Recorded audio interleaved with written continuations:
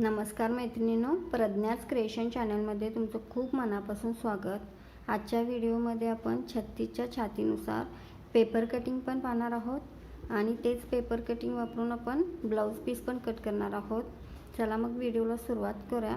तर पूर्ण उंची 13 आहे, कमर 7.5, छाती 9, मुंडा 6, शोल्डर 5.5 आणि मागचा गळा 8 इंच, पुढचा गळा 6 इंच आणि बाही उंची आपल्याला 6 इंच ठेवायची आहे.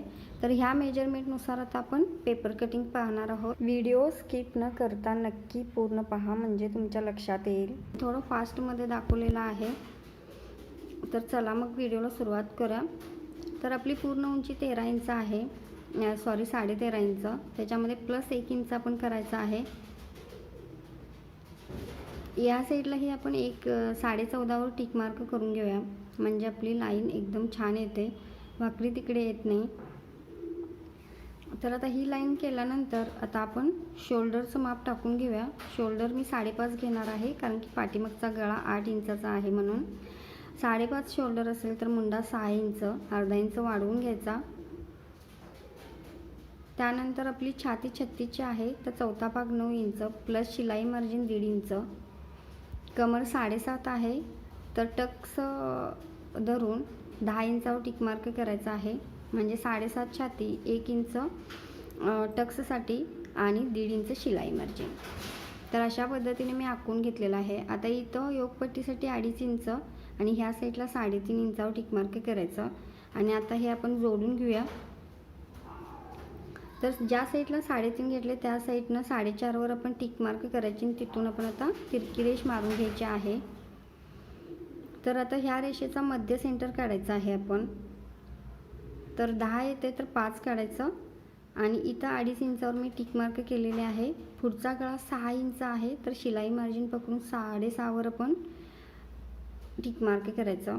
तर मी वरती 2.5 इंच घेतल्यामुळं खालच्या साईडला 2.25 इंच घेतलेला आहे आणि इथं 1 इंचावर टिक मार्क करायचा आणि इथून आता आपण गळ्याला शेप देऊन घ्यायचा आहे, म्हणजे आकार देऊन अशा पद्धतीने. तर ह्या साईडला मी 1.25 इंचावर टिक मार्क करून एक तिरकी रेष मारून घ्यायची अशा पद्धतीने आणि मुंड्याचे आकार देऊन घेऊया. हा मी 1 इंचावर टिक मार्क केलेला आहे आणि पाठीमागच्या मुंड्यासाठी 1.5 इंचावर ह्या मेजरनं आकार देऊन घेतलेला आहे.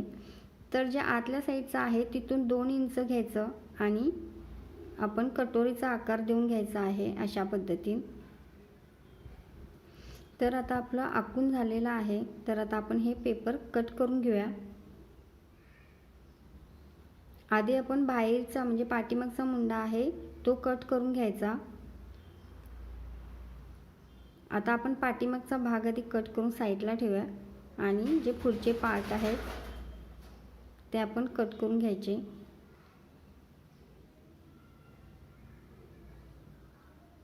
ही परफेक्ट पद्धत आहे पेपर कटिंगची. कोणाला जमत नसेल तेही अगदी व्यवस्थित ब्लाऊज शिवू शकतात.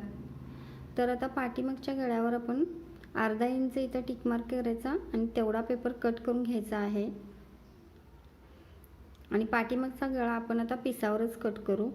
तर आता ते 3 पार्ट आपले तयार आहेत, ते साईडला ठेवून घ्यायचे आणि कटोरा वाढवून घेऊया. कटोरा वाढवण्यासाठी पहिल्यांदा जो पेपर कटिंगवरचा कटोरा आहे तो आपण व्यवस्थित दुसऱ्या पेपरवर ठेवून आखून घ्यायचा आहे अशा पद्धतीने.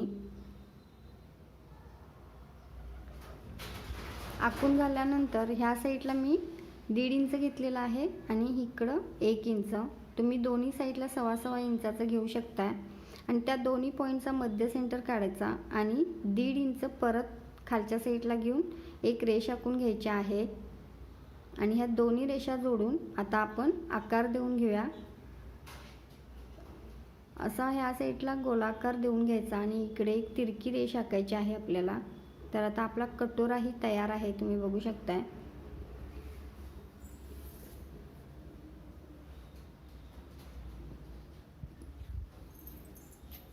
तर आता ब्लाऊजचं जे 4 पार्ट आपले कट करून झालेले आहेत.